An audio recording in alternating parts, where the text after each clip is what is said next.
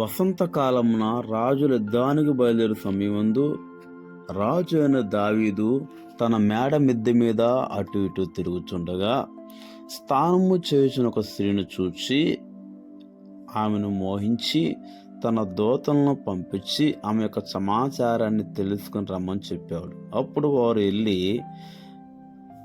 ఆ యొక్క సమాచారాన్ని తెలుసుకున్నారు. ఆమె ఊరియా భార్య అయిన బెత్షెబాని రాజు అయిన దావీదునికి తెలియజేసినప్పుడు రాజు తన దూతలను పంపించి బెత్షెబాను తన రాజనగర మందిరానికి తీసుకురమని చెప్పినప్పుడు వారు ఆమెను తన రాజమందిరానికి తీసుకొస్తారు. అప్పుడు రాజు అయిన దావీదు బెత్షెబాతో విచారించినప్పుడు ఆమె గర్భవతి అయింది.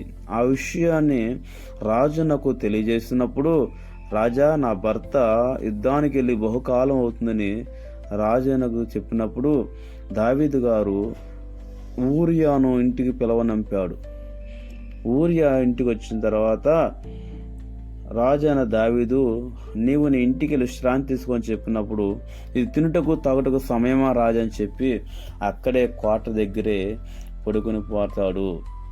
ఆ విషయాన్ని రాజు తన దూతల ద్వారా తెలుసుకుని యబాబునకు ఒక లేఖ రాస్తాడు.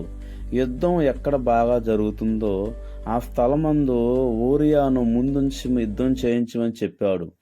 అట్లాగే యవాబు యుద్ధం ముమ్మరంగా జరుగుతున్న స్థలంలో ఊరియాను ముందు వరుసలో నిలబెట్టినప్పుడు ఊరియా యుద్ధములో మరణిస్తాడు, యుద్ధంలో చనిపోతాడు.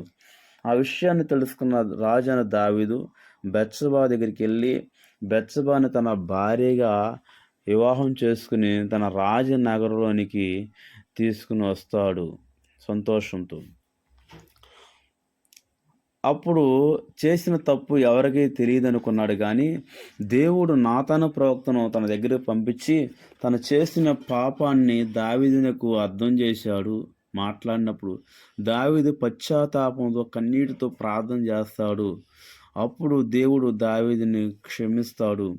దావీదునకు బెత్షెబాకు పుట్టిన పాపం ద్వారా పుట్టిన కుమారుడు చనిపోతాడు.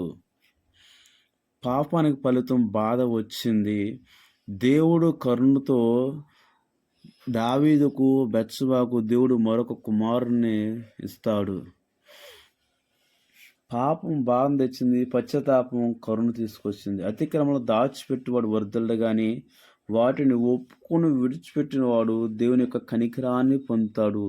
ఇది మీ హృదయానికి తాగితే లైక్ చేయండి, షేర్ చేయండి, మన ఛానల్ని సబ్స్క్రైబ్ చేయండి.